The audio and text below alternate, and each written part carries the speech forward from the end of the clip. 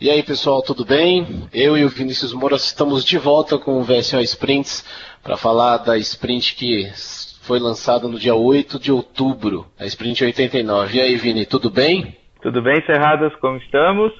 E Estamos eu tô bem. aqui que temos uma novidade no vídeo. Hoje nós temos um participante a mais e bem bacana aqui, conta aí. Ilustre convidado. É o nosso amigo Igor Abad. Igor, tudo bem, mestre? Opa, tudo ótimo, Ricardo. E aí, Vini, tudo bem? Tudo ótimo. Igor, é uma honra ter você aqui presente com a gente. Obrigado por aceitar o convite. E conta pra gente aí o que você trouxe pra gente de novidade. Eu que agradeço o convite, Ricardo. O trabalho que vocês dois estão fazendo é muito legal. O ritmo que o time de produto tem tocado as novidades, às vezes, acaba sobrecarregando a gente. É difícil continuar e acompanhar as novidades à medida que elas vêm saindo. E esse trabalho de criar esse vídeo e de resumir, de digerir para a gente todas as novidades, acho que é bem-vindo certamente por toda a comunidade.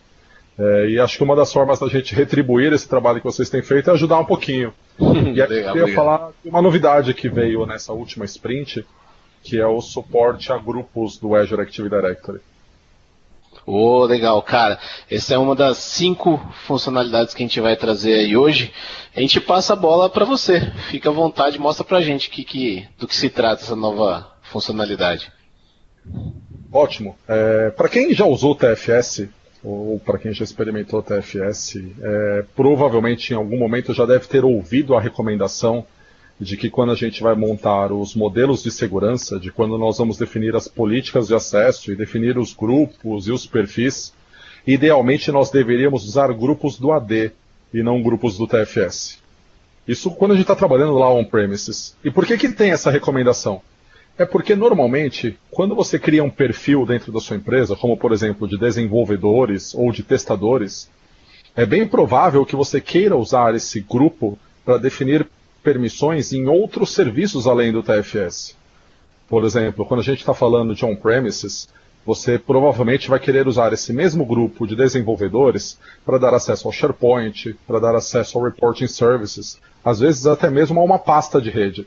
Então, a melhor maneira de você centralizar essa administração é colocar todos esses usuários, no nosso exemplo, todos esses desenvolvedores, num grupo só, no Active Directory. E aí a gente referencia esse grupo do Active Directory em todos os servidores onde a gente precisa dar permissão.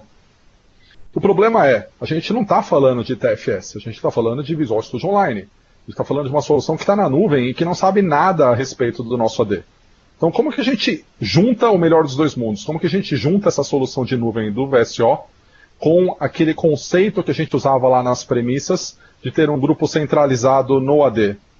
É exatamente essa a novidade que a gente tem nessa sprint. Então, o que o time de produto fez foi, tirando o proveito do fato de que você pode integrar o seu Active Directory da sua empresa, aquele que fica lá dentro, na sua premissa, ao Azure AD, e replicar os seus usuários e os seus grupos para dentro do Azure AD, significa que eu posso criar as minhas permissões dentro de casa, no meu próprio diretório, criar os meus grupos que representam os meus desenvolvedores, os grupos que representam os testadores, tudo isso dentro do meu AD. E usando a solução de sincronia, ele vai copiar esses grupos, esses usuários todos para o Azure AD. Uma vez que eles estejam no Azure AD, eu posso referenciá-los dentro do meu VSO. Em outras palavras, da mesma forma que eu podia no TFS usar grupos do AD, agora no VSO eu também posso. O único pulo do gato é a gente usar o Azure AD, o Azure Active Directory, como ferramenta intermediária para o meu VSO conversar com o AD que está dentro de casa. Deixa eu mostrar para vocês como que funciona isso. Primeiro, eu preciso que a minha conta do Visual Studio Online esteja integrada ao Azure AD. Então a gente tem um trabalho de setup inicial para fazer. Por padrão, quando a gente cria uma nova conta no VSO, ela tipicamente não está associada a nenhum Active Directory do Azure. Eu preciso, uma vez que eu tenha uma assinatura do Azure, eu preciso acessar o painel de administração do Azure. Uma vez que eu acesse as configurações do Visual Studio Online dentro da minha conta do Azure, por aqui eu tenho a opção de fazer a configuração do Azure Active Directory. Essencialmente, o meu trabalho é indicar que o meu Visual Studio Online está associado a algum diretório, algum diretório do Azure Active Directory que esteja também na minha subscription do Azure. Então o trabalho que eu fiz aqui previamente foi, eu criei uma conta do Visual Studio Online, criei minha subscription no Azure, e uma vez que eu criei minha subscription, eu criei o meu diretório, nesse caso eu estou usando o diretório padrão da minha conta, e aí eu amarrei as duas coisas. Então eu associei esse meu diretório do Azure AD à minha conta do Visual Studio Online. Foi essa configuração que a gente está vendo aqui. Tipicamente, num segundo momento, o que é que aconteceria? Tipicamente, você vincularia este domínio aqui ao Active Directory da sua empresa, usando uma solução como o DirSync ou a ferramenta própria do Azure para isso. E uma vez que essa sincronia de diretórios esteja configurada, ele começa a replicar os usuários e grupos da sua empresa para dentro do Active Directory. No nosso exemplo aqui, eu não tenho a sincronização de diretórios configurada, porque eu não tenho um AD particular, mas o efeito que aconteceria é, aqui na lista de usuários, começariam a surgir todos os usuários que estão cadastrados no AD da minha empresa. E na lista de grupos, surgiriam todos os grupos cadastrados na minha empresa. Para fins de exemplo, o que eu fiz aqui foi criar um grupo na mão. Mas entenda que na prática o que vai acontecer é que o resultado é o mesmo. Independente desse grupo ter sido criado internamente aqui no Azure, ou ter sido criado lá no AD da minha empresa e replicado para cá, eu vou ter um grupo que representa, por exemplo, os desenvolvedores da minha empresa, que é um grupo que tipicamente eu gostaria de usar como referência para as permissões no VSO, e esse grupo com um certo conjunto de usuários. Como esse meu Azure AD já está vinculado à conta do VSO, a partir dessa sprint a gente vai ver uma mudança na configuração do Visual Studio Online. Como que a gente hoje faz configuração de permissões? Então vou lá na parte de administração do VSO e vamos supor que eu, por exemplo, queira dar acesso a este Team Project, o Fabricant Fiber, que eu tenho dentro da minha conta do VSO. Nesse momento, eu preciso configurar a segurança do projeto e quais são os membros dos grupos. O que a gente tinha até hoje era a oportunidade de colocar apenas grupos do VSO. A grande novidade dessa sprint é eu poder colocar grupos do AD. Como que a gente cria esse mapa? Eu provavelmente vou querer criar um grupo chamado desenvolvedores. Esse grupo não representa as pessoas que são desenvolvedores do meu time. Ele representa o perfil. Então é como se eu estivesse descrevendo um perfil de usuários dentro do meu Team Project. Da mesma forma, eu vou ter um outro grupo chamado testadores. Antigamente, neste momento, eu precisaria adicionar um usuário.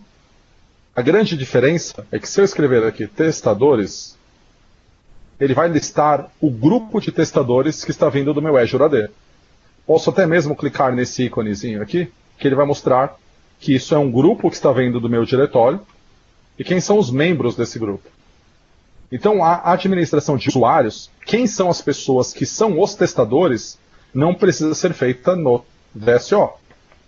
Eu simplesmente ligo o meu perfil de desenvolvedores, que está representado como um grupo do VSO, ao grupo propriamente dito, que vem do meu Azure AD. E a administração dos usuários, quem são os usuários que são desenvolvedores ou testadores, acontece apenas no AD. Isso não precisa mais ser feito no VSO. Então a minha administração fica muito mais simples, visto que eu não preciso me preocupar em dar manutenção nos grupos no meu AD e no meu VSO. Então essa era a novidade que eu queria compartilhar com vocês sobre o suporte a grupos do Azure AD dentro do VSO. Toca aí, Ricardo. Obrigado, Igor. Fantástica essa funcionalidade, justamente por levar a nuvem, né, ao software aí como serviço, essa possibilidade que já vem de longa data e administradores costumam utilizar. Muito obrigado mesmo, Igor, por trazer isso para a gente. Vamos lá, pessoal, dando continuidade à Sprint 89 após a participação do Igor, eu vou mostrar para vocês uma melhoria que o time de produtos colocou para a parte do Maven, quando a gente faz build com Maven. Só para vocês relembrarem que a gente falou lá na Sprint 87, eu vou usar novamente aquela máquina virtual que a gente criou. Essa máquina virtual está aqui. Então a gente tem o site do Sonar habilitado. E agora eu vou fazer uma compilação de uma aplicação Java usando o Maven. Só para vocês entenderem, aqui a gente tem uma aplicação, a gente fez um commit push, então a aplicação já está versionada dentro do nosso Visual Studio Online. E qual a grande característica para compilações Maven? Ele tem um arquivo chamado pom.xml. Dentro desse arquivo tem todas as configurações de compilação. Então aqui na parte da build, eu fiz aqui para vocês a Sprint 89, que corresponde à compilação. E agora eu vou dar um edit para vocês entenderem como que funciona. Que basicamente a gente tem uma step, que a gente faz uma compilação Maven. Então, o que o Maven solicita? Qual é o passo principal de compilação Maven? Ele solicita a gente localizar dentro do nosso source control um pom.xml, que lá dentro vai ter todas as informações de compilação, simples assim. E qual que é o que veio dentro dessa sprint que facilitou o pessoal que trabalha com Maven? A gente tem aqui somente um checkbox falando assim, olha, eu vou trabalhar com o SonarQube integrado ao Maven. Então a gente só liga esse checkbox. Claro, a gente vai colocar aqui o nosso servidor que está configurado lá no Azure. Então a gente faz essa conexão com o servidor para a gente fazer a compilação e o SonarQube entender qual é a aplicação que ele vai fazer a compilação. E aqui tem uma característica especial. Se a gente estiver trabalhando com o Sonar com a versão menor que a 5.2, a gente tem que informar todos os critérios de conexão. Só para vocês também entenderem uma parte bem interessante. Quando a gente trabalhou com o Visual Studio na Sprint 87, no Visual Studio a gente tem duas build tasks. Uma chama Begin Analysis e outra chama End Analysis. Basicamente, quando a gente trabalhou com o Visual Studio, a Begin Analysis, ela fala o que para a gente? Usa para mim 3 termos para fazer a conexão com o Sonar, que é o Project Key, o Project Name e o Project Version. A gente precisa dessas 3 informações para se conectar ao Sonar. No caso uma aplicação Java e trabalhando com Maven, você viu que essas informações não foram imputadas. Por quê? Porque dentro do pom.xml, a gente já possui essas informações. Então, o que a Build Task faz? Ela já lê o nome da aplicação, que ela coloca como Project Key, Project Name, e ela já lê a versão. Então, a gente já tem a versão dentro do arquivo .xml. A gente não precisa fazer essa configuração via build. Então, só para facilitar aqui para a gente, eu vou fazer a chamada de uma build.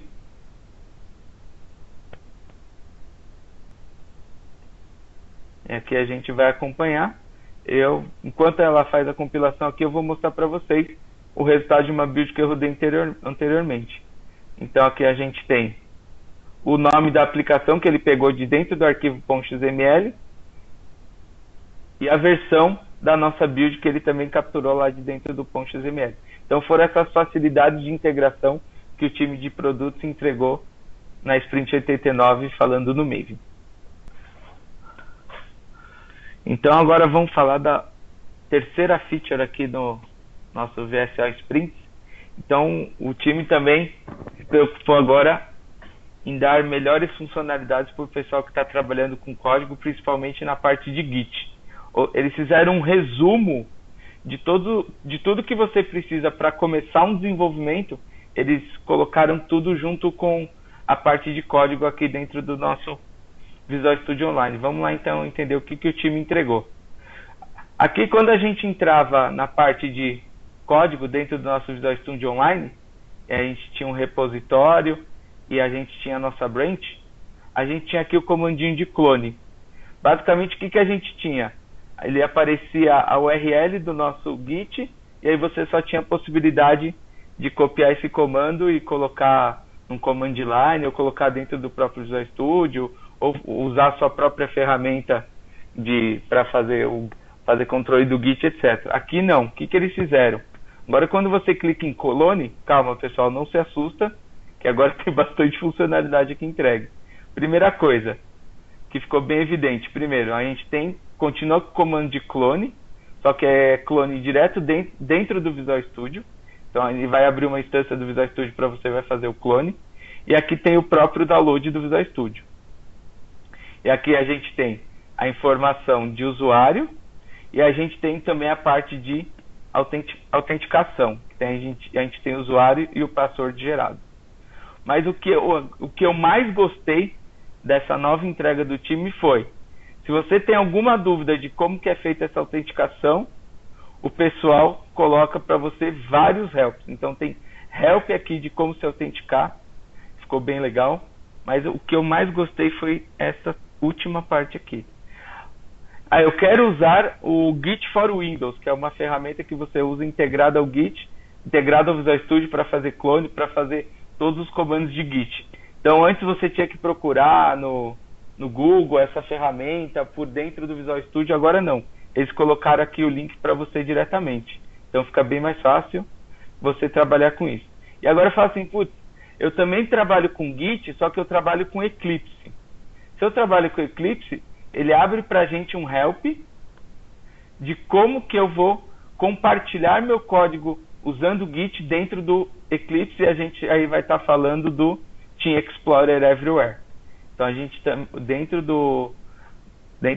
desse comandinho de clone, né, na verdade ele nem deve chamar mais clone, porque ele tem inúmeras funcionalidades. Podia ser um Initial Git, First Connection, aí a gente podia colocar o nome que a gente quisesse. A gente teria essa funcionalidade aqui. Então a gente também tem agora um help só para quem trabalha com Xcode. Ele vai abrir o help e vai te dar o passo a passo de como fazer a conexão, usando, no caso aqui, um Mac. Vai fazer o passo a passo de como você conecta no TFS, de como você dá o seu primeiro push, de como você enxerga seu código dentro do Visual Studio Online, algumas perguntas que você tem a dúvida, então já vai estar o help aqui para você. E, claro, não poderia faltar como você faz toda a conexão do Visual Studio utilizando o Git. Então aqui a gente também tem o passo a passo.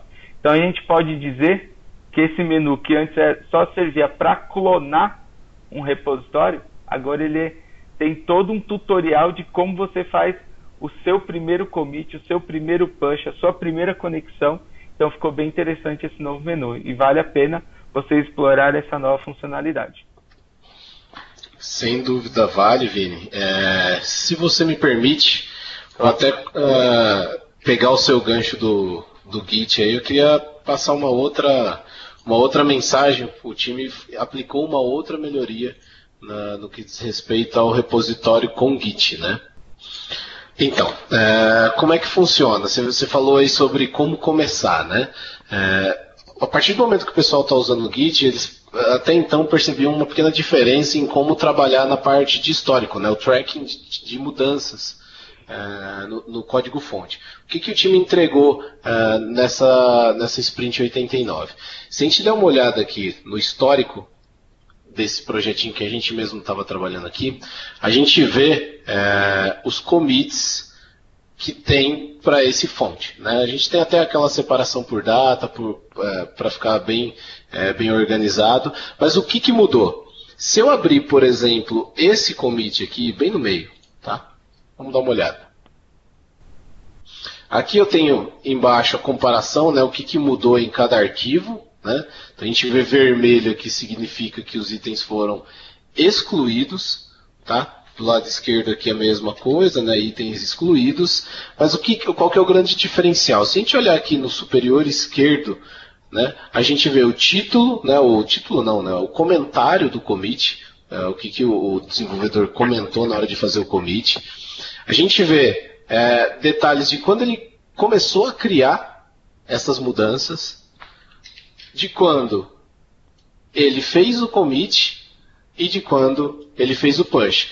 Para os usuários de Git isso é muito tranquilo, né? Que existe uma diferença entre commit e push. Eu posso ir fazendo vários commits locais E um determinado momento em que eu tenho todas as mudanças necessárias, que eu quero subir isso para o repositório, eu faço o push. Então aí vocês podem perceber que eu consigo fazer o track tanto de quando ele fez o commit, de quando ele fez o push.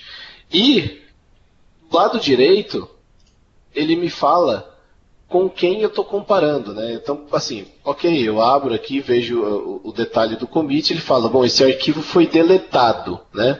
Ou esse trecho de linha foi deletado. Ok, foi deletado, mas comparando-se com o quê? Com que commit, né?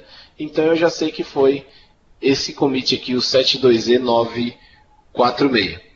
Tá? Então, assim, foram, em linhas gerais, foram melhorias na forma de tratar o histórico do Git, tá certo? Ficou bem legal mesmo essa funcionalidade. E o que ficou fácil, né, que para quem já trabalhou com TFVC, eles estão cada vez mais trazendo funcionalidades para que o pessoal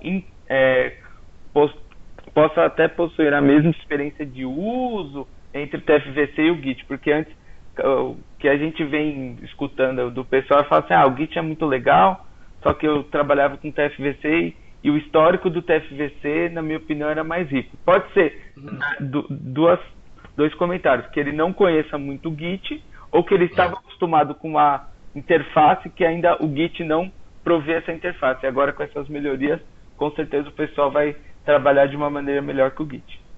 Sem dúvida, né? O pessoal do Git até tempos atrás era mais aquele pessoal hardcore, voltado para a parte de linha de comando, né? Então, o pessoal do TFVC tinha um pouco de medo de ir para essa seara, né? Mas sem dúvida a parte de user interface está evoluindo cada vez mais para o Git. Isso é muito bom para atrair os usuários a usarem também essa tecnologia, né? Com certeza. E Cerradas, conta a feature mais legal desse sprint, vai? Eu vou contar. A feature mais legal, na verdade, ela só começou, né? Se a gente for ver bem, é só o começo de uma longa jornada rumo a uma grande mudança. O que o Vini tá provocando aí? Foi lançado agora nessa sprint um preview do novo formulário de work item, ou seja, como vai ficar o novo formulário de work item. Para quem não sabe, esse formulário aqui clássico ele vai mudar, tá? Então, se vocês repararem aí, quem usa o VSO já há algum tempo, vai perceber que agora tem um botãozinho novo no canto superior direito de cada form de work item que você abrir. O que isso faz? Tá? Quando eu uso esse botão, ele fala o seguinte, ele fala, olha, eu vou ter que recarregar a sua página para habilitar o novo formulário de work item, e aí você abre ele de novo, tudo bem? Tudo bem. Então, aí, então, toda vez que eu abrir um work item, ele já vai abrir no novo form, que está em preview ainda. A gente já explica qual o motivo dele estar em preview. Mas então, abrindo esse formulário, mudou completamente a cara dele. Tá? Então, assim, a gente já vê aqui que o cabeçalho ele já ficou diferente. Eu tenho um padrão de ter o título, né? O estado, para quem está atribuído, e um link para comentários, que é um ponto importante que a gente vai falar. Detalhe legal e importante. Agora a cor do cartão que a gente vê lá no Kanban foi trazido para dentro do form. Então, visualmente, eu consigo bater o olho no formulário e saber que tipo de work item é esse aqui. No caso, um Product Backlog Item. Né? Outra informação importante. Aqui, sem eu ir para o histórico, eu vou bater o olho e vou saber quem foi o último a mexer nesse work item. Né? E aqui embaixo, né, eu consigo ver os outros detalhes que ainda estão em modificação. Eu vejo description e acceptance criteria um abaixo do outro. Antes a gente tinha duas abas para cada um deles nesse work item de PBI. Né? E outra grande mudança é que está mais visual também as abas. Aqui eu tenho uma aba de detalhes e as outras três abas que são de histórico, de links e anexos são só ícones, né? Mas se eu abrir aqui, eu vou ver a mesma interface do work item tradicional, né? O histórico, os links e os anexos. O que está por vir aqui? Tá? Esse work item novo ele vai permitir customização aqui, né? Então ele vai ser mais customizável do que o anterior, que era travado, precisava de um pouquinho mais de trabalho. Então está só abrindo as portas para customização de processo no Visual Studio Online. Outra grande mudança vai ser a possibilidade, eu já podia fazer isso dentro do Visual Studio, mas isso está sendo trazido para o Form na web, que é arrastar anexos e soltar aqui. Então eu não vou precisar clicar no botão de adicionar anexos, selecionar o arquivo para adicionar. Basta eu fazer o drag drop aqui e o anexo já vai estar adicionado. Já está soltando spoiler, né, Cerrado? Tô. E mais um spoiler, né? Já que um é pouco, vamos soltar mais um. Esse botãozinho aqui é muito legal, porque o histórico é uma coisa muito importante, né? Mas até então, no formulário tradicional, era que não dava aquela importância. Agora você vê que tem um ícone com a cor diferente no cabeçalho do formulário, que vai direto para discussões. Tá? Isso é um outro ponto do form de Work Item que vai mudar. Ele vai ser totalmente reformulado para dar visibilidade para as discussões dentro de um Work Item. O que significa isso? Imaginando um ticket, né, que como as empresas chamam, às vezes, os Work Items, que transita entre áreas. Em vez de eu mandar um Work Item para outra área e mandar aquele e-mail que vai em paralelo falando de detalhes, porque isso aqui não era muito amigável até então, a ideia é que essa discussão fique formalizada e centralizada aqui, porque aqui guarda histórico, aqui não dá para apagar, né? É seguro. Então eu vou ter as discussões desse trabalho centralizadas aqui. É claro que as mudanças, né, adição de links, mudanças de campos continuam aqui, mas o foco mesmo é dar mais visibilidade a discussões dentro de um Work Item, não é isso, Vini? Exatamente, ficou bem legal mesmo. E essa tela aqui em especial, igual o Cerrado falou, a parte de histórico e busca de histórico vai mudar bastante. Vale a pena esperar, porque a mudança vai ser bem grande, vai ser bem bacana o que está por vir. Exatamente. Bom, pessoal, essas foram as 5 novas funcionalidades que a gente queria apresentar para vocês a respeito da Sprint 89 do VSO. Relembrando, hoje a gente teve a presença super especial do nosso mestre Igor Abad. Igor, mais uma vez, muito obrigado por você estar aqui com a gente hoje, foi um prazerzão, viu? Imagina, Ricardo, sou eu que agradeço. Obrigado a você e ao Vini pelo convite e pela oportunidade. Foi muito legal. Eu curto muito o trabalho que vocês fazem. Continuem com isso. Eu sei que a comunidade vê um baita valor nisso. Espero no futuro estar por aqui de novo. Valeu, Vini. Muito obrigado pela sua participação. Realmente foi uma honra para a gente, nessa nossa primeira experiência de trazer convidados para o nosso canal VSO Sprints. E a gente vê vocês na Sprint 90. Muito obrigado mais uma vez. Tchau, tchau, pessoal. Valeu, um abraço.